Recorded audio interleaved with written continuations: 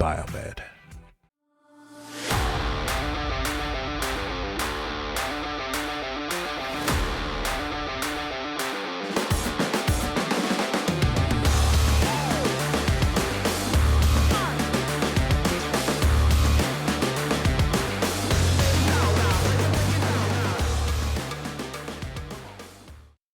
What's going on, everybody? Welcome back to Bearded Biomed. Appreciate you joining me here today. You may notice that I have somebody sitting next to me for the first time ever. And if I was going to bring somebody in studio, I had to bring in the one, the only better Biomed. One of the people that inspired me to do what I do today. So for those of you that are not familiar with this gentleman, he's one of the most well-known biomeds of his generation. For the past 6 years, he has produced content on YouTube with over 22,000 Better Biomed subscribers. He is quickly approaching over 2 million views worldwide if he hasn't already. In June of this year, he launched a new channel called Take It Apart to spark curiosity of a new technically inclined generation. He is an Air Force veteran who served 9 years as a biomed, a career that spans positions from Roper St. Francis Healthcare, East Cooper Medical Center, the Medical University of South Carolina, Houston Methodist, Memorial Hermann, Bobby, and now BC Group. He is known across the profession as Mr. Rules of Repair, a mentor, a right to repair advocate, a job placement guru, a social media innovator, a trailblazer, a voice to be reckoned with within the industry. Ladies and gentlemen, I give you Justin Barbour. God damn, I need to have you write my intros from. Oh my gosh, guys. Well, it's a pleasure to be here. I drove through the rainstorm to come on up and visit Dallas, because Dallas has probably some of the most prime healthcare of the country. I mean, so it's an honor to be up here and to visit, biomeds and companies up here. And of course, I'm going to say, hey, Chase, I'm coming up. Like, let's do something. Yeah, we've been planning this for a little bit. Yeah, it has been. It's just since I lost my job and then like as a man in charge of like a whole bunch of people, there's like this moment where like you kind of fall apart when that happens, and I thought I had a very secure and good career. And I have, don't get me wrong, guys, but and then I took a hit to my emotions there, and I was like, gosh darn, what am I going to do now?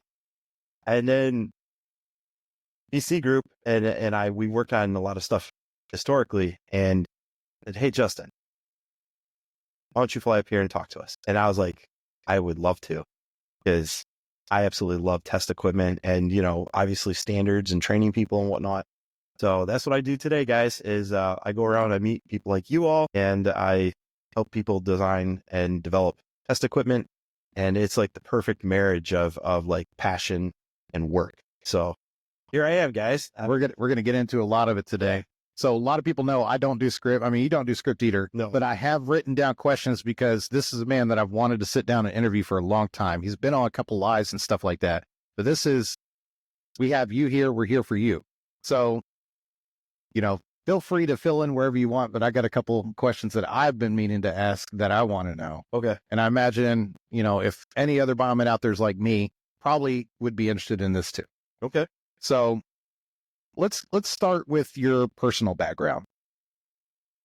Can you share a defining moment in your childhood that helped shape who you are today? Because you have a certain drive about you that, I can attune with, but other people don't have.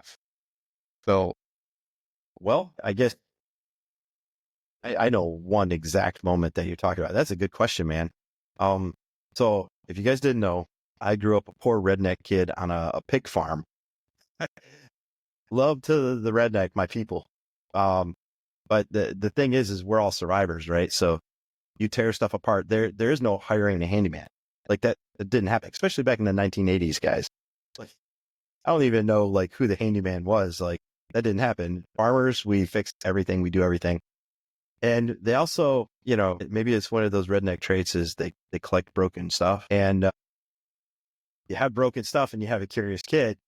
So when I was 6 years old, I remember in the basement of our house, we had a couple broken washing machines, like clothes washers. And I was bored that day. So when I was 6 years old, I had that thing stripped completely down and I clipped the motor out and I left the wires about 2 to 3 inches long at the ass end of the motor. And my dad came home and he was absolutely furious. I don't know why, because it was a broke machine, but he was pretty furious. My dad was a Marine Corps drill instructor. You know, I grew up in a pretty strict household and I can remember he was pretty furious. I did not get my butt beat that time, but he was definitely mad. However, it was a couple weeks later, we had a yard sale because that's what we do out in the country. And I remember there was one guy coming up and asking if we had any motors or anything. And my dad says, hold on. He goes down the basement and he pulls out that motor where I clipped the wires a little too short. And he says, what about this one? The guy said, I'll tell you what, give me $2. My dad said, deal. He sold him the motor for $2. And he held the $2 up. He gave me one. He kept the other one. And he says, I give you this. This is your first dollar ever. Don't you ever do it. That was my first dollar I ever made repairing something. But, you know, I've been working ever since I was a kid, man. I grew up on a real poor family out in the middle of the country. We would do, I grew up the most redneck person you ever knew. I would put money on that. So there's entire summers I went without wearing shoes. Like, I'm dead serious, barefoot. Would you say your dad is one of the bigger influences in your life? His work ethic for sure. 100%. So we had a lot of family businesses when I was young. And I know it's going to sound more redneck, but we had a bait and tackle business, sold fishing bait. So every time it rained, much like today, we would go out there at night with coffee cans and we would walk up and down the roads picking up worms. We'd put them in the coffee cans for half the night, even on school nights. And then for the next week or two, we would, we'd pull out the cooler that's full of worms and stuff. And we'd sit there in front of like our little 13-inch black and white TV. It came out of the back of an RV. See, I remember a lot of details, man. And we would count out worms by the 2 dozen, 24, or crawlers, night crawlers by the 12s, by the dozens. And we did that as a family. We'd sit around and count out worms and stuff. So I love the fish. So yeah, it's one of the most country things you can imagine. But I've had jobs ever since I was 6 years old. Because I would run the cash register and stuff. So when it comes to work ethic and whatnot and curiosity, it's because I grew up around a whole bunch of broken stuff. And I can remember one day my dad was trying to fix a car. I think I was maybe 11 or 12. And I remember him throwing the pliers out from under the car. He says, I don't do this. And he says, why don't you grow up and learn how to do this so I don't have to do it anymore? I remember. Kids remember those details, guys. So from now on, think about, I know I've got 3 kids, guys, and I'll be thinking about that for the rest of my life. Like the fact that he did that. And we'll talk about that a little bit later about that, anger when you're fixing things and whatnot, because there's a whole discussion about that. But my dad would do that. Like I said, he was a Marine Corps drill instructor. So he was kind of intense, very intense. Yeah. Like, and there was no deviation from the standard. So if I seem like I'm intense sometimes for you guys, I bring it down a couple levels, I think. So obviously you had a lot of family jobs, but what I guess would be your first official like W-2 job? Oh. The day I turned 16, literally on my birthday, I drove over to the McDonald's and I got a McDonald's job, which I had almost for exactly a year. So I was 16 working at McDonald's. So as soon as I could get, I don't understand kids these days, because I remember when I was 15, I couldn't wait for that day. See, that's how you know you've reached a certain level in age, because we're all saying that now. Like when I think of the first job, it's usually at least what I've seen, the most successful people have a job, something that deals with customer service, that deals in retail or food or what have you. My first job, I worked at Dollar Tree. I stocked shelves. I worked at cash register. I got that customer service part of it. How long did you work there? At least a couple of years. Okay. And from there, that's when I started getting into more. I worked on, it was a hardware company. So like they sold tools and screws and bolts and I wish I could have worked at a hardware company in hindsight, but it was fun. Like it was, and then from there, commercial garage door installation. Okay. That's a good transition. It makes sense. And then from there, telemarketer. Okay. That doesn't make sense. And then from there, I was like, this sucks. I hate this. I'm going to the Army. Okay. Yeah. So here's the thing. How did you end up, because you were an Army Biomed. Yeah. Did you choose that or did you say, I chose it. okay, how'd you know what the hell it was? No, I didn't know about it. I gave them the specific parameters. I want something medical and I want something technical. Okay. And I guess I scored high enough on the ASVAB. They're like, hey, do you like fixing stuff? I'm like, yeah, I tinker all the time on stuff. Even as a young, I loved building things. I love fixing stuff, taking it apart. And I don't know where this recruiter's at, but thank God. Yeah, no kidding. Because, I can't even imagine where I'd be today. And Exactly. I would do it all over again. So how'd you find out that you wanted to be in medical specifically? Here's the thing. I wouldn't say we were like dirt poor, but we were lower income. So I was just more like, I had to work for everything I wanted. I had jobs ever since I was small, like you. Interesting. And I always got to the point to where like, I knew if I wanted to have anything in life, I needed to work for it and bust my ass for it because it wasn't going to be given to me. And when I got to that point to where I was doing a crappy, like calling people to, get money for somebody that's not myself, I was like, I need to do something that is going to yield me a career. And I was one of those people that said I would never join the military just because like I had full ride scholarship to college. I ended up dropping out because I was trying to support myself living on my own. Okay. I moved out right at 18. You had to prove something. Yeah. And then looking back at it, I'm like, everybody I've ever heard of or has gone like in the medical career, like it's stable. Like they will have an opportunity to continue to grow. And A rare take. Okay. I know I was, come to think of it, like I was more. That's very impressive thinking because most people are, well, okay, so I chose medical for much different reasons. Probably the reason most people do. I chose medical because I knew that's where the girls were going to be. Yeah, that's I hear that a lot. I literally chose it because I just broke up with my girlfriend. I wanted to go where there's going to be lots of girls, and obviously I like fixing things. So that when some people come up with some deep like theory on like how they wanted to go where they wanted to go in life, my criteria was razor thin, and it was the best decision I ever made in my life.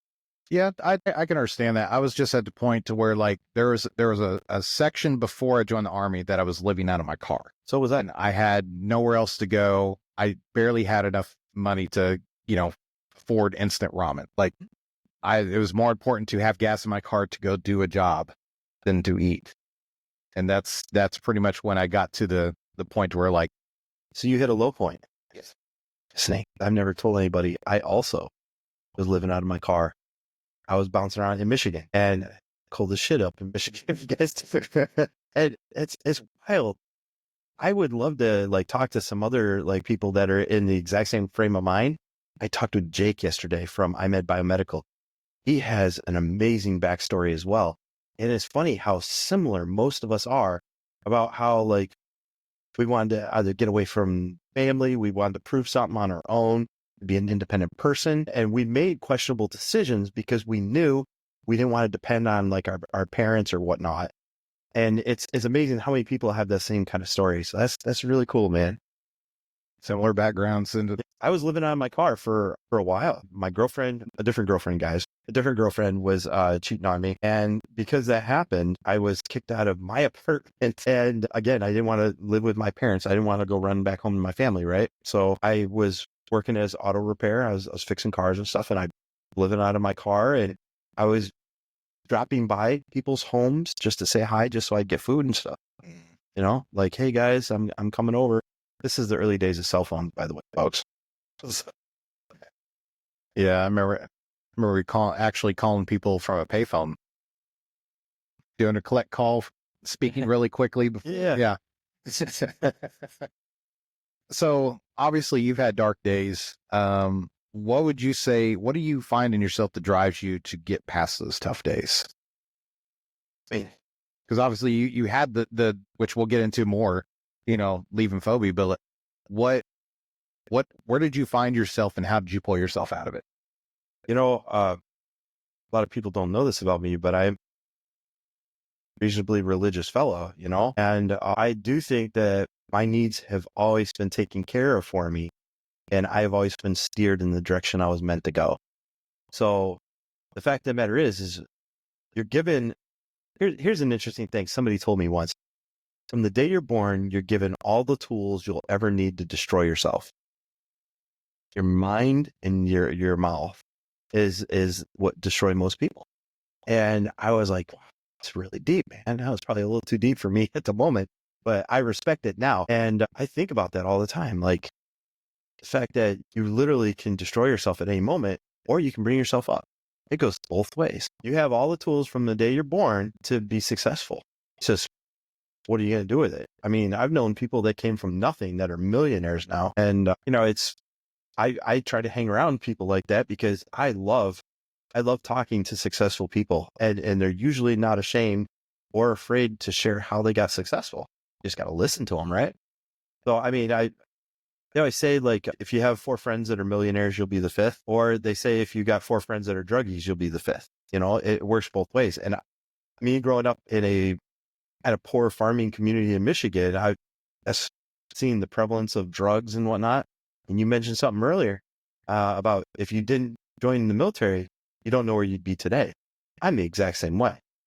I think about that a lot. I go back home, see people back there in Michigan. I love my people back in Michigan, but I see some of them that are still like doing drugs and stuff. And I'm, man, you literally haven't changed. That's 20 some years ago, man. I had my 25th reunion this last year. So 25 years, and you literally haven't progressed. It's like, I want to help people. And I've even like tried to like teaching people like, here, like you should get into medical or something like that. And even though they're like my age, 40s, I literally see the mental block they put up. Like I'm trying to like, here, contact this company. They're looking for somebody trained, and they just won't even do it. So I fight every single day. Every single day I try to learn something new. And every single day I try to open doors. So there's a saying, since we're, dropping gold nuggets, you can't put energy into people that won't put energy into themselves. Really? Never heard that before, but it's absolutely true. Because if they're not willing to at least work for themselves, then how can they put energy towards you? You have to it goes from the old adage of, how can you love somebody if you don't love yourself? Like you have to be able to look within yourself and want better for yourself before you can, give that to other people. That is pretty deep.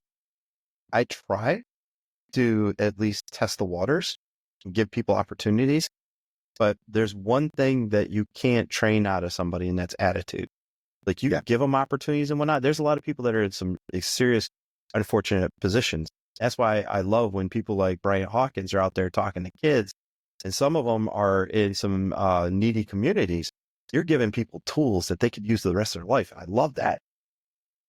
But some people, are not, you could hand them a golden goose egg. You'll hear me say it a lot.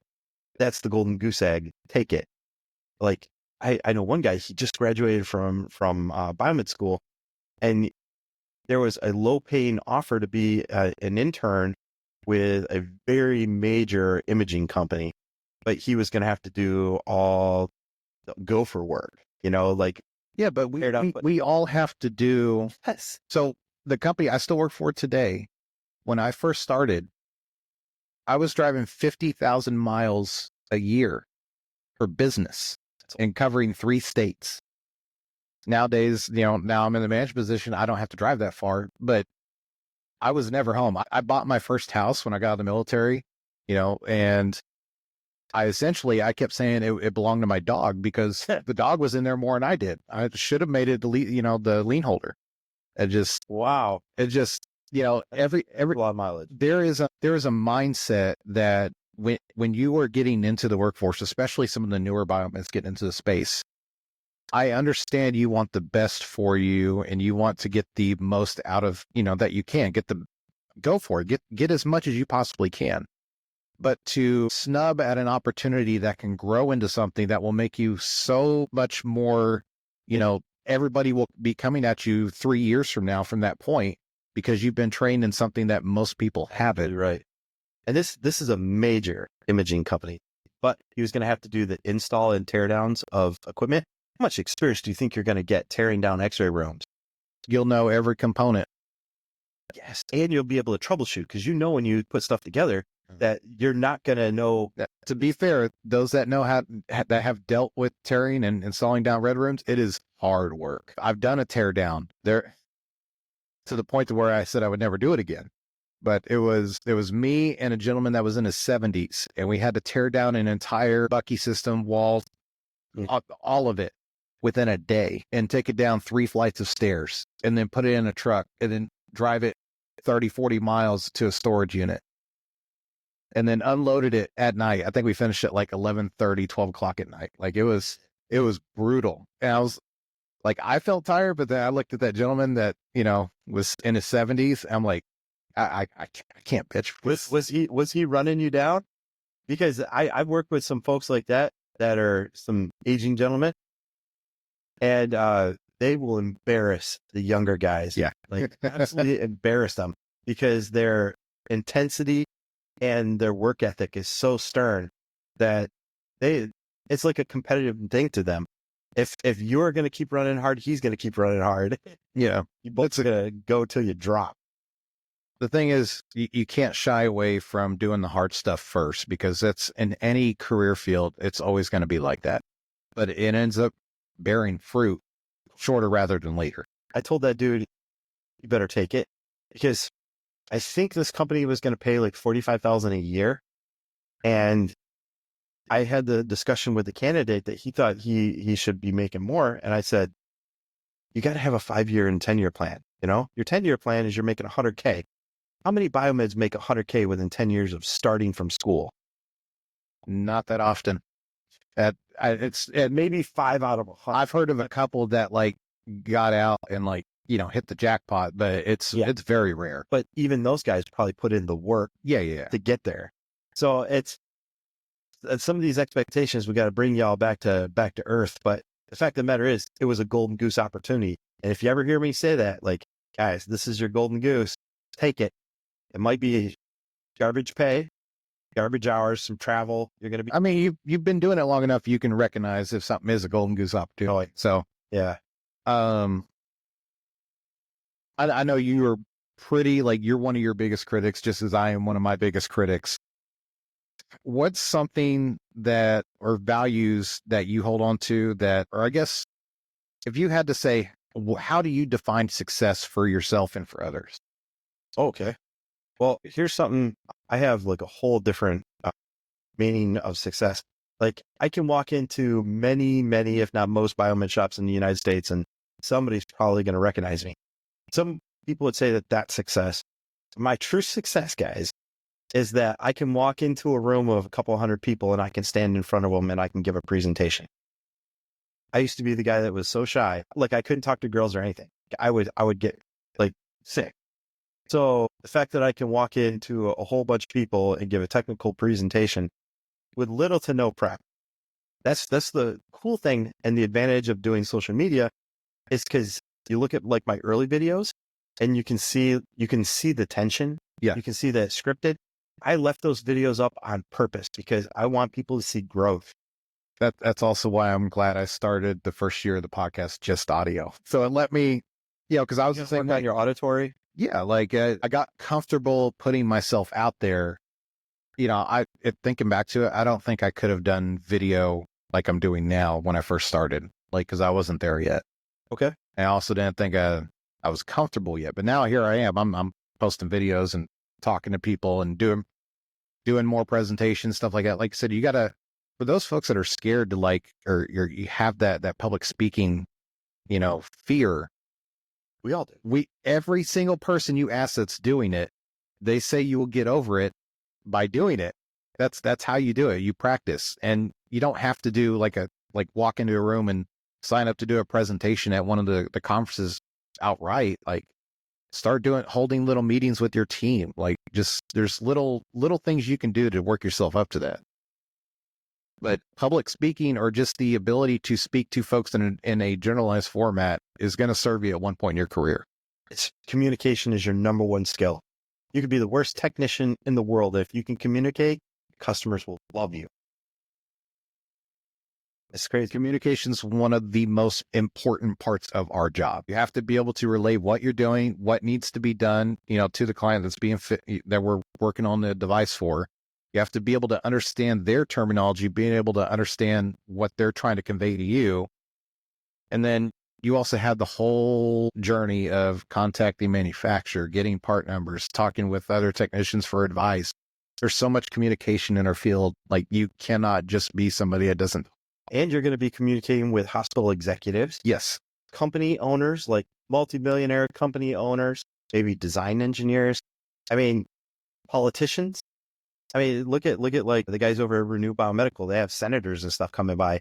I mean, communication is absolutely key to our career field. So everybody that knows you for Better Biomed. What motivated you to start Better Biomed? Oh boy, that's kind of an interesting one. So it's kind of two different parts to that, but one, my reason that I was getting in the military is because all my friends were going to college, and I'm a very competitive person by nature. You don't say. So I knew that they were going to be graduating from college soon. So I needed to do something with my life. Like, their 4 years of college were coming up. I needed, by the time they got out, I need to have a plan. So in doing so, same thing with my career, right? Like, there are many well-known people, very respectable people in the medical technology community. How do you compete with it? Like, these guys will be always the rock stars. And I was like, I've gotten turned down from so many jobs, guys. Like, I've gotten between 100, 200 job rejections. And that's not including the ghostings that I've gotten. These are just official rejections. I have a folder where I kind of saved them all. And I was like, you know something? I'm getting rejected because how do you sell yourself, right? Like, because resumes are like that much information about who you are as a person, just that much. And it's so easy for your resume to even get lost. So I want people to know who I am before I even walk in, because that opens doors. Open doors equals opportunities. So it's just simple math at that point. So one, I wanted to be competitive amongst my peers. But then I had the situation with one of the electrical engineers at my hospital. And me and him, I mean, he was an engineer. He argued with me over what type of isolated power system we had. He said we had single fault switching, which means when it detects a condition, it switches over to isolated. I said, no, we don't. We have an isolated system that's always isolated, which means primaries come in, secondaries go out to the room through a transformer. There's no switching. It's always isolated.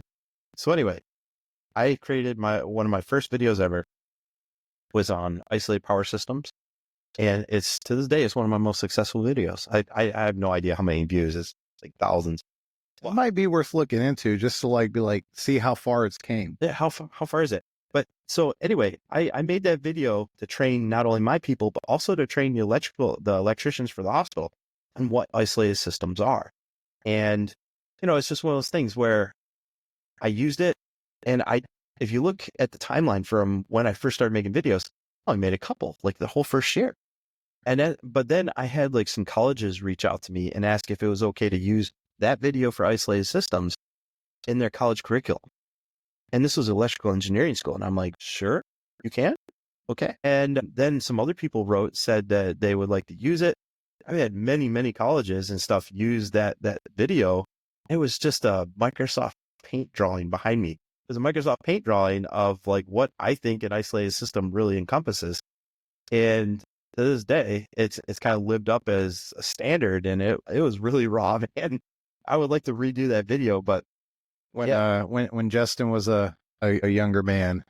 Yeah, it's true, man. So I've been doing videos for 6.5 years now, and holy cow, never thought it was going to go where it is today, folks. Never thought. I'm looking up that video right now. So what would you say is probably the most rewarding feedback, or, someone reached out to you specifically because of your channel? Oh, man. So I'm sure you got several, but. Oh, yeah. I started keeping a map of people around the world that were writing me. And in fact, just this morning, I had somebody from Latvia. I had to look it up. I knew it was. Heard of it. I just can't pinpoint where, Russia, Finland. It's okay. Yeah.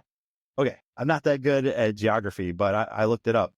But anyway, I've had people all over the world write me about this problem or that problem, or, could I do something like this, or would I ever visit this country? And some of them are just islands in the middle of nowhere. But one thing I learned is that they have healthcare too, right? And they don't have biomed schools. So who do you think repairs that stuff? It's going to be like some Joe Schmo that A lot of these countries, yeah, because I get emails all the time too. They're just taking it upon themselves. It's almost DIY, yes, which is kind of scary. down there at the bottom. Wow. So Yeah, you weren't kidding. Microsoft Paint. That's cool though. yeah, it's just Microsoft Paint. So 35,000 as of right now. But it's one of those things where I never thought I did all these videos. I never think they're going to go anywhere, and I don't care. That's just it. Like, I don't care. Sometimes I would love to grow this channel and everything, but it's more important that I get the information out there. So if one day, maybe in 10 years from now, somebody Google searches, what is this? The keywords are going to find it, and then they're going to be helped. So I don't care how many people see it, as long as that one day somebody finds it. That's it. So I know you kind of touched a little bit on what Better Biomed has done for you, but in your opinion, how would you say that the channel has impacted you professionally, personally? Oh man, I am super thankful that my family has allowed me to do what it takes to grow my brand and whatnot. Even sounds weird to say that, to grow my brand, but it's true because it takes a lot. Like my wife has had to, raise our kids, my kids. When I go home, I try to spend as much time with them and stuff because this is an extremely demanding role. Like I get emails all the time that I'm trying to help people, find jobs. Companies are looking for a contractor that can help with this or that. I help a lot of people and it's constant. Yesterday alone, I had like a dozen requests. And I'm still working on them, guys. I know. But the thing is I'm super thankful that my family was supportive enough to allow me to grow it into what it potentially could be. It takes a lot of vision on their part, right? And that's one of the things that people don't think about. Now, so that's how it's affected me personally. It's also allowed me to appreciate the time that I have with my family because I'm traveling and stuff all the time. So when I come home, like it's dedicated time that we're out goofing around. We do a lot of family day trips and stuff. It's really valuable time. Probably wouldn't have respected that time as much if it wasn't for this. Now, professionally, I know for a fact that me doing videos and stuff has limited me professionally. You would think it opened a lot of doors, right? But I know for a fact that some people have not hired me because they know that I do videos and they don't want to deal with it, And some people don't like me as a person. It's fine if you truly know who I am. I mean, people know who you really are. Hopefully after this episode, they will. I mean, I'm a goofball, but at the same time, I'm stern. And I mean, I can be very direct on things, like very direct. And, I don't like when somebody's lying to me about something. We can just be honest about it and, figure out what the real problem is, solve the problem and press on with the next thing. So I'm really kind of easy to get along with, but I'm also an introvert like you are. And that's another misconception is that when we're at trade shows and stuff, I would love to go back to my room, edit some video, watch a TV show or something, and just chill. But you only have this much time to go out and meet people. Once you commit to doing something like social media, you're also committing to upholding an image. Yes. And people, they go there purposely to talk to you, right? And it's honoring their commitment to supporting you. So, I mean, I would love to just go and not publicly speak and all that. I get nervous to this day when I publicly speak, but at the same time, it's a rush and I get to meet so many cool people. That's why I do it, is because after the speech is done, people will gather around and we sit there and we talk for like the next hour, sometimes 3 or 4 hours. And that in itself paid for the entire trip, just made it worth it. Yeah, I know exactly where you're coming from when you think of how I could stunt some professional opportunities. But luckily, I've been in the same company since I got out of the military. But if I ever do make that transition somewhere else, I look at it as our end goal is to provide value to this profession.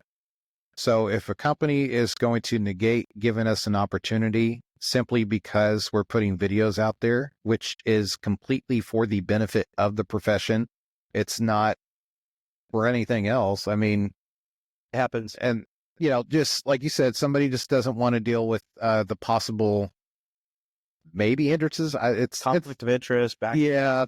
Who knows why? And the fact of the matter is, it doesn't matter. Yeah, which a lot of that stuff can, if it really is a concern, you can hash that out through a conversation easily. Sure. You don't think I've had that conversation with my company about what I'm doing and what my purpose is? When, as soon as CEO got wind of it, sat down and had a meeting in the boardroom. Good on him. And to this day, like, two separate parties, it's understood, like, and we're good. That's why a lot of y'all still don't know who I work for. It's designed that way, but I'm proud of who I work for. I otherwise I wouldn't be with them. I'm only going to work for people that I think have good people and are trying to do the right thing and uplift and continue to do great things. So just like I assume why you went with BC, which we'll get with next. So before we get into that, I want to know what is next on the horizon for Better Biomed. Oh man. So I work on a lot of stuff behind the scenes, guys. A lot of stuff. So while I have like some respites between videos, like maybe a week or so, in that time, I'm working on other projects. Sometimes that project is helping a company with a product. Sometimes it's finding some people, to do a job. Sometimes it's college is writing me and they're like, hey, can you help us with, create a curriculum or something? I do a lot of stuff on the side. And one of the things that I've been working on pretty heavily is betterbiomed.com. And I like competitive. I'm very competitive and I like to have an open forum. Right now, I'm getting about 38 to 40,000 views per month on average. And that number's been going up pretty steadily. But the thing is, that's a lot of power, 30 to 40,000 views. And that means that I can do things like advertisements. And I can also help more people. I can help people find jobs. I've got some really cool stuff coming up next week. I've always wanted to do Ask the Experts, where we actually do a live stream. We bring in the people that literally wrote the book and we ask them questions live, get all your questions asked. And I mean, some of these people are very influential on like big name companies, maybe even like the FDA and stuff. And if we can ask them the questions directly, maybe it's stuff they never thought of. They're only human, right? And how cool is that? Like even medical test equipment, you bring in a design engineer and then you can ask them all the questions about like, why does it have this feature? I really wish it could do that. Let's solve it. I mean, we might be able to implement it within a week. Who knows until the question's asked. So betterbiomed.com, I've got a job forum and I've got two different types of jobs that are going to be posted. One of them are W-2s and one of them is going to be gigs. And gigs are 1099s. So where the field is going. Yeah. And I've always wanted to do a talent pool. And I brought this up to other large job websites and stuff that we need to have a talent pool. It was originally my idea. And the talent pool is, let's say you are trained on Drager anesthesias and you live in Texas. Well, if that case, you're trained on Drager anesthesia, you're in Texas. Well, I'm in Massachusetts and I've got a contract over in, let's say, Houston on some Drager anesthesias. I'm going to go into the talent pool and I'm going to find all the people that have signed up for talent pool. And if you're open for side gigs, I mean, one weekend's worth of work. Here's how this works. I had one gentleman, very good friend of mine, who does ventilators. He works his butt off, a Nigerian fellow. Dude is the hardest working biomed I've ever met in my life. And anyway, I said, I've got an opportunity for you. It's up in Dallas. So he had to drive 5 hours away. And I said, I have 30 of these ventilators, but they have to be serviced and I got to get them done within next week. He says, let's do it, Captain. I said, all right, man. And so he took off work on Friday and he drove up Thursday night. And by the Monday, he had all the service reports in my hand. And I wrote him a $10,000 check because I was working for another company at the time. But he had a $10,000 check after one long weekend worth of work. And then he just went back to work like it was normal. By Monday morning, he went back to work. So he worked his ass off all weekend, but he had a $10K check. Right. And see, that goes back to like, you're talking about like, speaking of a brand, like even if you don't have Better Biomed logo, Bearded Biomed logo, you as a technician, especially doing 1099 work, you are your own brand. You have a skill set that other people are looking for. They presently cannot fill for a particular situation. And this is across the United States. So what Justin is alluding to, anybody has the capability of doing. It's just, do you want to do it? Mhm. And it can be very fruitful very quickly. In fact, could you imagine only working 2 or 3 days a week? And making 3-4 times the amount of money that you do now. Oh, for sure. Yeah. For sure. Now, it's not guaranteed income. There's not the health insurance, all that stuff, but Yeah. I mean, but then again, I mean, like I said, as we get older, we learn that Yeah. it's not about how much money you make. It's about your time. Right. And I keep telling people I would take a pay cut if it meant I could have more of my personal time. Because there was times there where I was working 10, 20 hours a week on overtime. I mean, one year I had like $30,000 worth of overtime. And I can remember the day my wife said, when we go to this next job, you're not going to be doing that. And I said, really? She says, well, I don't want to be a single parent anymore. I said, oh, that hit me. That hit me hard, man. Because I love spending time with my kids. So how do you balance that? How have you balanced the professional and personal life? Because it's hard for any of us, but when you're talking that amount of overtime. Well, that's one of the things that I'm super grateful for BC is because that was definitely part of the discussion is I didn't want to be like constantly on the road. I mean, I could find a job anywhere that does that. I mean, I could be making $30,000-$40,000 more a year tomorrow if I wanted to be on the road all the time. I mean, there's no shortage of those opportunities. But the guys at BC, it's a family-run company, and because of that, they super respect every one of their employees, and they laid down their expectations on me of like how much vacation time they expect me to take and whatnot. And it's so cool that you've got somebody that is going to like uphold that. Like you're going to finally take a vacation, and I've had a vacation in years, folks. But yeah, so it is a balancing act because I love going out and meeting you guys. And at these trade shows, if you see me advertise them, do not hesitate to come up and just say hi. I'm there for you. I'm not there for me, you nut. So and there's so many times where like people are like across the room, something like that. It's like, come on over. But if I spend time away from my family, there's a sacrifice, and that sacrifice is that time that I value so much. I'm spending it there for you, and let's make the best of that time, guys. And I love visiting hospitals. I visit people's workshops, their businesses, and students, schools. I love doing this stuff, but it's tough to balance it out because my kids' video conferencing has helped. I do video calls with my kids every night, and that has been super helpful. Because I got my youngest daughter, same age as yours. She's 2, gonna be 3. They're at the age where like they're like, hey, daddy, like almost crying on the other side of the phone. It's like, oh my God, guys. He's still a mama's boy right now. We'll get there. I did it. We have fun when it's just us, but if mom's in the room, mom comes first. So what would you say, or who would you say has been your biggest influence or mentor for Biomed? Interesting. It's a good question. And you can have multiple people. Yeah, we all have multiple. It's going to be multiples because I've had multiple stages in my career. All right.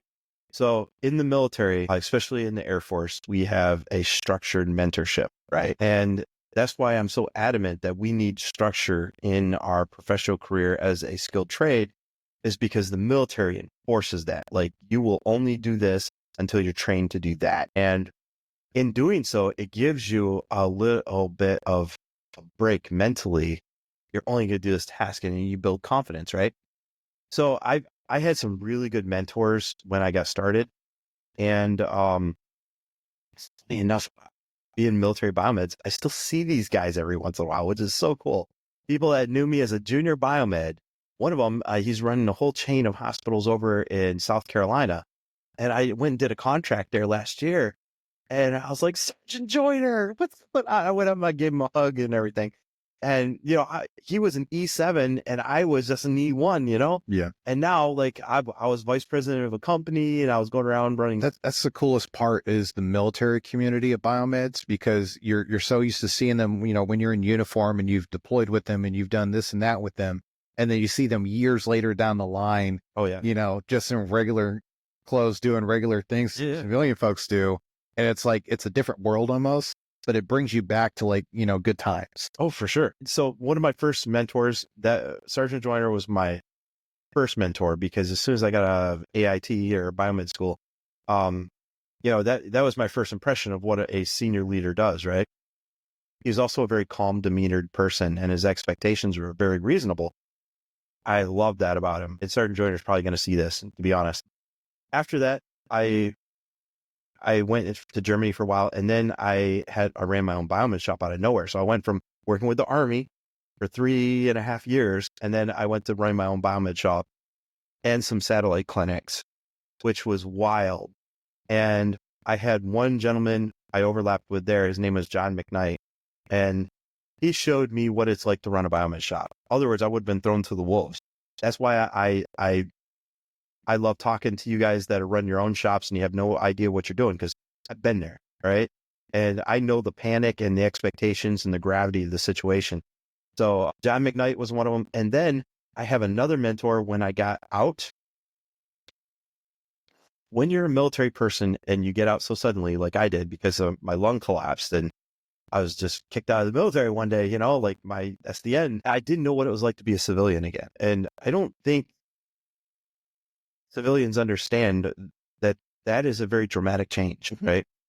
I showed up in a polo shirt or a button-up shirt. It was a button-up shirt, but it wasn't tucked in, right?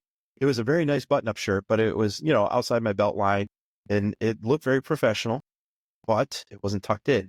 I went up to the door, and one of the senior biomeds stopped me at the door and says, "Tuck your shirt in, bub." And he was a very gruff individual. His name was Vaughn Busby. And he was a Navy Seabee who became a biomed, military biomed, old school, right? And he was a very gruff individual, and he was very serious. But mind you guys, I said my dad was a military Marine Corps drill instructor, so I'm used to that, right? I get along very well with people like that. So him and I became really good friends, and he taught me a lot. I remember the day he said, "You don't know what HL7 is?" Clue. And no clue what HL7 was, because in the military, you're only taught what you need to know to do your mission, and then you press on to the next thing. That's why I've been a strong supporter of everyday education, is because I realized that I thought I knew everything, as we all do, until you don't, right? I got out of the military and I didn't know all this stuff. And Vaughn worked with me on like cardiology. He worked with me, showing me the theory behind things. And that meant a lot to me, to have that kind of mentor with very strict standards, because he was a hardcore dude. However, at the same time, he was like a brother to me, or a father figure. And he was a good dude. And to this day, I still keep up with him, even though he's retired. So what would you say is the biggest misconception people have about you? Oh man, I have had people come up to me, balls on you. They come up to me and they're like, "I thought you were such an asshole," or they'll say something like, "I always thought that you were such a dick online, or so fake," and they don't realize I really am that much of a nerd in real life. That I really am like this. I mean, my kids, they don't understand why, like, I go to shows and whatnot. Like, my daughter says, "Why would anybody want to talk to you?" That's like dagger. I don't know. That's what they do. So, I mean, the thing is, If you're not a cool dad, why do they not talk to you? I'm the most nerd dad. Like, my kids do all sorts of stuff with me. I'm sorry to keep bringing up my kids, but that's like, I love training people, and any parent, it's your responsibility to train the next generation. And you've got this young human being that is curious about everything you're doing. It's so awesome. What do you, when all this is done, what do you hope the legacy when you leave it, when you retire, is going to be? Man. Well, the Better Biomed channel will go on forever. I'd say this all the time. If I died today on my drive back home, I would actually have accomplished my purpose, because when I got started 6.5 years ago, social media, even LinkedIn, wasn't really much of a thing. Okay. People weren't using it for the tool that it can be for networking and for sharing knowledge at lightning fast speeds. And I have been firm and fighting that for years, that, YouTube, there's no better opportunity to share information in a truncated form. I can show you how to do a complete PM in 10 minutes, something that would take you hours to learn in a book. Entire semester can be taught theory of electrical and quantum physics. You can go on YouTube and you can learn it in about an hour. It's crazy. It's just so much. A lot of us as biomeds too, we learn by putting our hands on stuff or being able to actually realize and see it. You know, if you're getting into a textbook, like some of that, like learning electrical theory, while some of it's interesting, it's like I don't miss those days, but I appreciate them. I understand it was building a foundation. You know, you have your content where like you said, I did one. It was I was working on a Stairs Harmony light. It was replacing LEDs. Like I had never done that before. And I had to learn some of the intricacies of actually taking it apart without damaging it. And the first thought that came to my mind was somebody out there is going to be in my same position and they're not going to know about the couple of things they need to be aware of. Otherwise it's going to end up, you know, creating equipment downtime longer. Even if you break it live on camera, at least somebody will see, shoot, that's how you break it. I've caught shit on fire, like right. And the thing is, so here's the thing. We're a skilled trade, right? We don't have a regular, what do they call it? It's a craftsman system or a Apprenticeship. Yeah. We don't have a real program. Like, the journeyman system.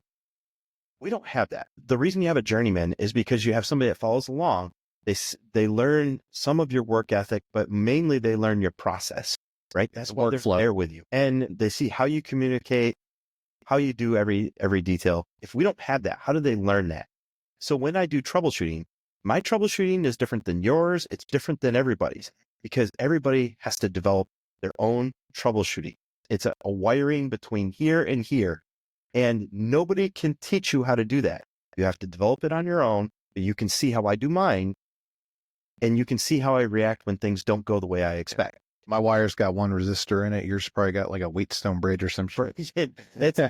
I know how your mind works. Yeah. But that's just it is that's why I like doing live streams is because people can see your process. They can see it live. And I think it's completely, and they can see it at their leisure. You can come back on it later. It's the most amazing thing. And I wish so many of you guys would start doing more video and stuff because that's how we fix this healthcare system.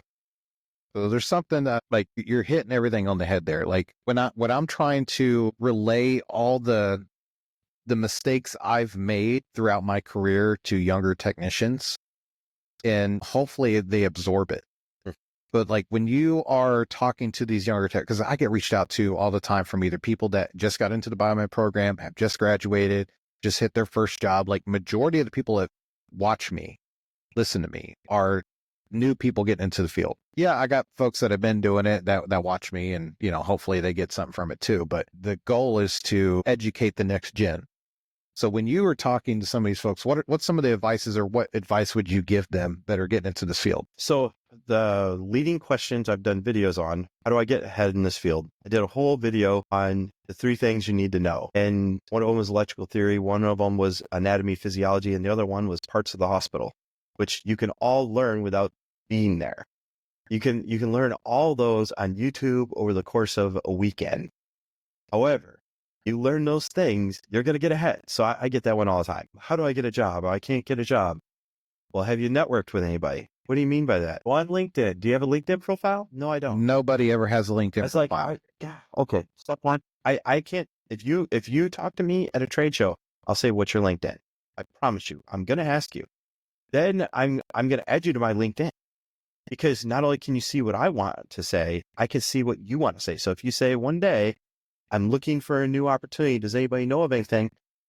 I will share your post. I share almost every one of those because now a huge amount of people can see you. And LinkedIn is such a valuable tool, not just for marketing and all that, but I mean, it's not the cool thing to the new generation, but same token is the professional platform that everybody, like I've gotten so many job offers over the years. They said, hey, I saw you on LinkedIn. Mm-hmm. Do you want to interview for that? Like we have the resume process, but to be honest, like resumes have almost become an outdated thing because they are assessing you based on everything that's online about you. Now, obviously, if you're new, you're just graduating, there's not going to be a lot about you, which is why you want to have a LinkedIn to start that footprint. So it was actually brought up to me yesterday. I had a meeting with a gentleman, and he was saying, I noticed your LinkedIn. You don't have a LinkedIn that's for Bearded Biomed. I said, no, my LinkedIn is Chase Torres, and I put everything that I'm about on there. Yep. I am Bearded Biomed. I am my brand. I am also a manager of the company I work for. I am also a board member, HTMA. I'm all these things. And you want everybody to see a 360 encapsulated view of who you are. So if you are not on LinkedIn, if you're just assuming that somebody's going to hire you because of what you have on your Snapchat, which I don't even know if that's or your TikTok, which obviously has gone away now. I've never done both of those, so I don't know. Yeah. But you hire people. And I hired a lot of people. If you get an applicant, do you look them up on LinkedIn? Every single applicant I look up, every single one. Time. Every single time to see who you're affiliated with because you can see their connections. I also, if you came from a prior Biomed, job, more than likely I know that person. That's right. And I asked them about you. Don't burn any bridges, guys. We talk. I know a lot of directors out there. I know a lot of managers out there. If I don't know them, I'll still reach out to them because we have no problem sharing that as leaders. Don't burn your bridge. I had this conversation yesterday with somebody who owns a multi-million-dollar company. I told them, like, whenever somebody sees somebody from Texas or Air Force, they're like, do you know this person? What were they like? They always think that every Air Force person knows every other Air Force person. Yeah. And we almost do, but that's beside the point. Anybody that comes from Texas, like even like Waco or something, they're like, do you know that person? And I'm talking like Washington State, some really far off locations, Ohio. They're asking me, do you know this person? They were over in Texas. So we all talk. That's the crazy thing. People don't realize that. That's also a good thing for you, because if you're active on LinkedIn, like let's say you like one of my posts, or you ask me a question about, hey, what do you mean about electrical safeties or something? You interact with people. Let's say somebody posts something on medical logistics or robots or something, and you ask them like, hey, what does that really mean when it says this? Somebody will spell it out for you, and they're happy to do so. I've asked some pretty stupid questions on there, maybe even questions that I knew the answer to, but if somebody shows like a burnt board, even though I know what that part is, I'll still ask the question, because then everybody else is going to see the answer, and they're going to see that you are an authority in that field. So that's because you know the answer. You're an authority now. And that's why it's all about starting those conversations on LinkedIn. And if you are active on LinkedIn, you're going to make $5,000 to $10,000 more than an equal person.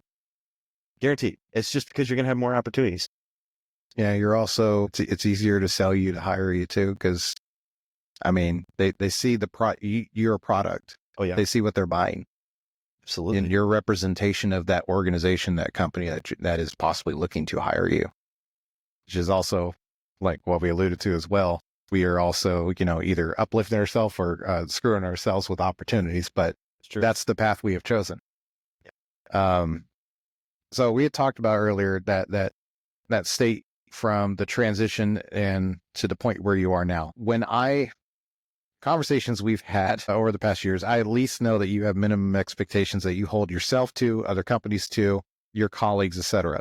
I think that's also why maybe some people have the misconception that you're an asshole, which I know you're not. You just have standards. Yeah, I mean, I don't know. I could be.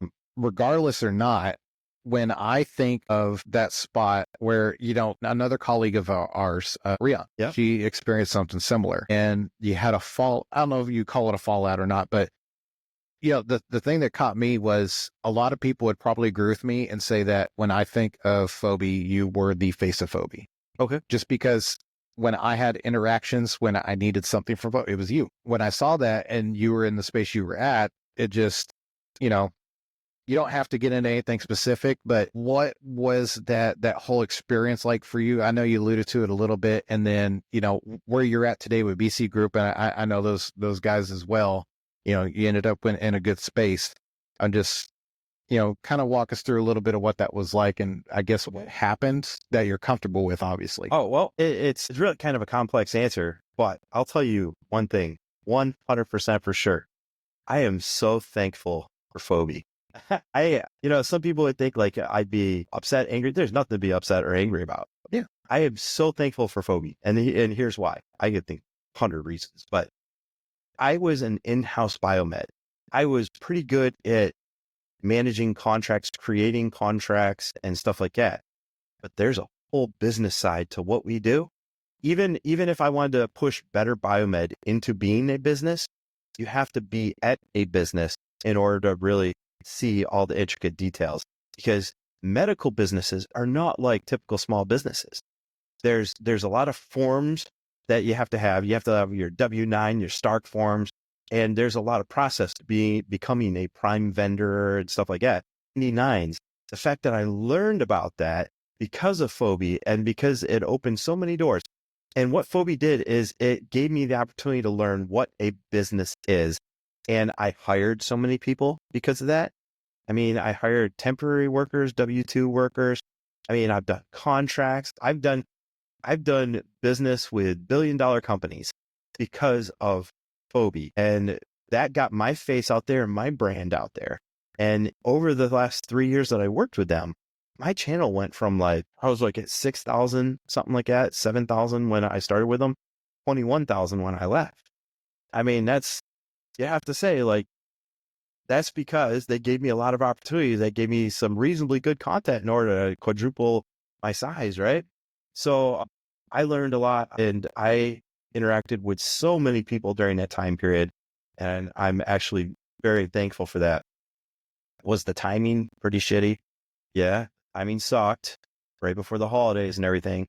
However, one of the things that I absolutely am is I'm a stark capitalist. And I honestly believe that if you have a business, it's your responsibility, every single person in that business, to make the decisions that are going to keep it going forward.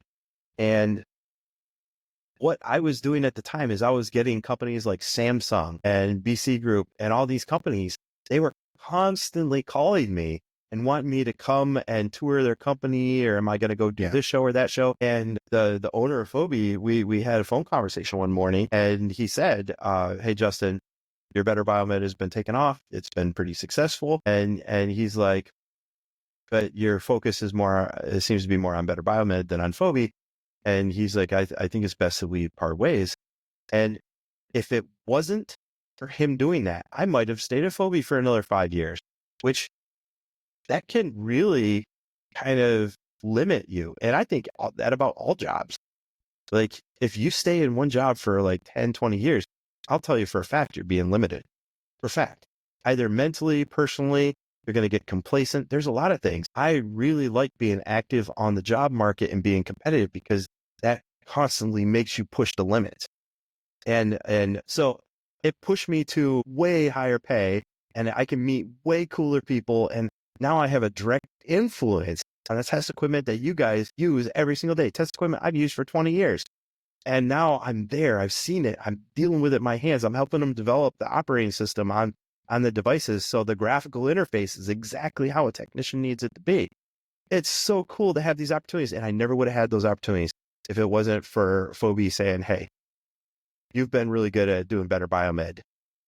We want you to keep doing that. And I think what it was, because here's something else. I never would have done public speaking if it wasn't for Phoebe. The week I started with Phoebe, where there was an HTMA association out there in Houston, and I just started with them, and they wanted me to give the presentation at the local HTMA. I'd never been to the Houston HTMA at that time, but it was my first time ever going. So there's a whole bunch of people. I didn't know who they were, right? Very, very nervous. So here's the gravity of the whole thing. Let's say I went there and I gave a bad presentation, choked on stage, whatever, right? All the leaders of all the Houston hospitals were at that meeting. What are the chances that I am unemployable if I just embarrass Phoebe in front of everybody at the HTMA? I'd have to move to another city. Think about that. That was a make or break for me at that moment. And I did it because Keith, who is a military professional, I think he does the military thing, which is you set somebody up and see if they fail or not, right? Because that's the military way. You give them just enough power to see if they're going to they almost fail, and then you bolster them. Which failure is not a bad thing. It's the opportunity to learn. And I was so nervous because I knew the gravity of the situation. I knew that if I failed at that public speaking, which I was I told you guys, I'm very nervous about doing public speaking. I knew if I failed that speech, not only would I probably not have a job at Phobia anymore, but I would be unemployable at all those hospitals. Every single director to those major hospitals, they were there. And I slammed that speech out of the park. That speech was, I did so awesome on that speech. I tell you what, if I get up on stage, I commit. Like, there's no going back. I completely commit when I get up in front of people. And it all started because of that one day he said, I want you to do this. And you see my wall. I've got all these badges and stuff for all the places I spoke at. I've been flown around the country speaking at events in front of hundreds of people and stuff. And it's all because Keith at Phobia did that one thing. He said, I want you to do this. And he set me up and I did it, man. So that's why I'm a stark supporter. You know, it's just Phobia knew that I was growing maybe a little too fast for them, and we just split ways. But it opened doors. So I told you guys earlier that like I always am opening doors. Maybe I'm opening doors for you. You know, that's just it. An open door isn't necessarily for you personally. It could be for somebody else. Yeah. And I had this amazing conversation with Jake yesterday. Jake owns Biomed Biomedical. I was telling him that there's a lot of us in this age bracket, right? And we're coming to the age where now we're starting to run stuff, right? And we all kind of know each other and we're bringing each other up, and we're all going to be very successful, every single one of us, because we stay in a close knit group. We all activate on social media. We all text each other, like when there's breaking news or something. And I mean, I'm not saying just like us, there's like, imagine like 10 or 12 of us across the country. A lot of us are prior military, and we're all of the same age group, and we are all going to be very successful. And we're going to make a lot of you guys successful too, because I think we have a different way of doing business than our people that came before us. Like there's a lot of people when I started with Phobia, I started learning that a lot of the people that own companies, they don't like working with other companies. Yeah, it's like almost territorial. Whereas we're about, I'm going to use a cringy word, synergy, but collaboration. Yeah, I like that better. Absolutely. It's old mentality versus new mentality. I've had contracts that are worth hundreds of thousands of dollars that I've given to other people. And in the end, it created a much stronger working environment. And because my customer was handled in a faster way, I was able to get repeat business from that customer because but you know what? That collaboration makes patient care better, makes it safer. It uplifts everything. Yep. So I think that it's a huge, huge pie, and we can all get a piece of it. But if we start working together, sharing information, like a lot of old heads wanted to keep their information, not share it with anybody. That's the number one complaint I've had throughout doing YouTube is a lot of juniors are like, oh, nobody wants to train me on anything. It's because a lot of people, they think that that's their job security, is to withhold information. And I am the exact opposite. I think my job security is because I know a lot of people that can do a lot of things. And because of that, I can make some magic happen in 24 hours. Connections, networking. 100%. I can make a lot of things happen. And that's why I'm saying, like, a lot of us that have started working together on things, we can do like multi-million-dollar projects, and I don't even have to leave this room. I could pick up my phone and start calling people and be like, hey, I need this to happen. And there's all these people that they sense your energy and they sense your commitment, and they want on the boat, you know? And that is so awesome. It's like infectious. And that's what I really love. So yeah, man, it's been really good, guys. And life is getting better. It's going to get better for you guys too, because what we're doing is we're setting a trend in this industry. I will admit, I was one of the first ones. When I started doing YouTube, people told me they're going to laugh at you, and you're never going to be able to get a job again because you're putting yourself out there in front of the entire. You'll get the occasional. I still get occasional negative stuff from other biomeds out there. I'm like, you don't have to watch me. Yeah. Like there's one that continues, like every now and then, like once a year, he'll comment like, the bearded thing's stupid. Oh yeah, I'm like, say that it's your brand. You just like purposely shaved my beard. Like before I came here, I was growing out some scruff, and I was like, nah, that's his brand. I'm going to shave. I don't even address it. I'm just like, beard's never a thing. I don't even know why you're trying to like make it a noun, verb, whatever. I'm like, don't watch me. I don't care. But the thing is, like, everybody knows you. Yeah. How many people know him? Dude, every Whoever his person is. conference I go to, nobody knows me as Chase. You're that bearded guy. Yes. I've heard people say that to you. Nobody knows my name. They just call me you're the guy that does the bearded thing. You have your brand, Yeah. and it is what it is, you know? No, I think it's probably a more successful branding than me. Like, everybody knows the channel and everything, but you see the logo and you see that, more people probably know that logo than they know my logo. I mean, but at the same time, like, people know my face and whatnot, so I guess that's kind of a win. Hey, your face is your logo. Yeah. Although I walk into places, yeah, man, I need to take you with me when we go into some hospitals. I might be touring some hospitals today here in Dallas. And the thing is, I always get the double take, like, and everybody's like weirded out at the beginning. They're like, I'll talk to somebody for like 5 or 10 minutes. I've talked to somebody for 30 minutes before, and they're like, where do I know you from? Mm-hmm.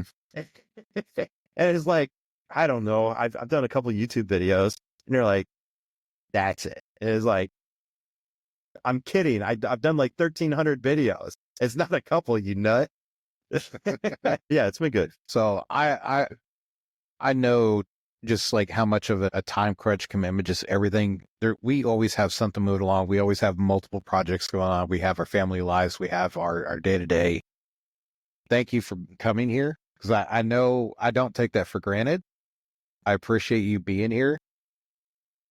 And I love seeing you get a new breath at, moving on and uplifting. And, I see on the horizon just some cool stuff you're going to be doing. We're definitely going to do some cool stuff, guys. And this is a huge opportunity for me, because I've always wanted to come up here, and we've been planning this out for a long time, as we already said. And guys, I just want to say, if you ever see us at conferences, come up and say hi. Let's go out and grab a beer. We're there to say hi. Yes, let's go out and grab a beer or something. Let's do a lunch. Let's have a talk, because some of the best content I've ever created has been from you guys, and we need this interaction, because we only see what we see. If it's something in our periphery that you're specialized in, let's do it. We're going to start doing more live streams and stuff. We're going to do some collaboration projects, and as this industry starts taking social media more seriously, then we are going to open up many opportunities for a lot of you guys. A lot of these younger guys are fantastic at social media. It's just they don't know enough. Yep. But all you got to be is maybe a little charismatic more than us, and have a microphone or a telephone, and maybe you. And people think you got to have all this fancy gear. I didn't start out with all this stuff. I probably bought some of it more quickly than I should have. But there's so much technology in your phone nowadays. You don't need all this stuff to start. No, I just need your phone. I record almost all my videos now from my phone. Actually, I record all my videos now from my phone, because I sold all my bigger cameras, and now they got really nice gimbals and stuff now. Gimbal is the device that stabilizes it, but now it's like with AI and stuff. So it knows facial recognitions. It'll track you around the room. There's such cool technology now. Microphones are getting tiny. I've seen the ones that look like a button. Yep. And they're wireless. Man, that's some new stuff coming out. But guys, there's some cool stuff coming out. It takes little to no energy to start building your brand, start being part of the community, be active. Even if you just answer some questions on LinkedIn or something, be active in this community and say hi. And if you have any questions, write me at justin@betterbiomed.com, and visit betterbiomed.com. It's a project. It's still in the works, but you will see that there's constant things. I'm going to have an event calendar. I'm going to have a forum where we can ask questions and get them answered. I've got a section where you can post yourself as a 1099, post W-2 jobs. And it's all about bringing people together without having like all these fees and stuff, and allow people to have a voice. That's what this is all about. Thank you for joining us today. Appreciate you sitting down. You actually get to see where I make magic happen. Yeah, this is pretty cool. Or lack thereof. And again, we'll do this again in the future. I think, we'll have to maybe do like a centennial, or like every 5-10 years, something like that. And sit back down like, all right, what has happened since then? Oh, well, we got a few more gray hairs. Now you got to come to Houston next, and maybe we'll do a live stream from Texas Medical Center or something. Some of the biggest hospitals in the world are here in Texas, and good food. It's yeah. But anyway, guys, it's a pleasure. Thanks for watching, and I do appreciate it. Stay in touch. I love you guys. All right, so y'all be sure to follow Justin on all his platforms, like you said, betterbiomed.com. Of course, check out his YouTube channel. Also, check out Take It Apart. You want to see them take apart all different kinds of stuff. I watch that on occasion as well. Some neat things there. For those that are watching the show, listening, Spotify, Apple, YouTube, appreciate you supporting as always. Like, subscribe, share, follow. May the beard be with you, and we'll check you out next time. Biomed.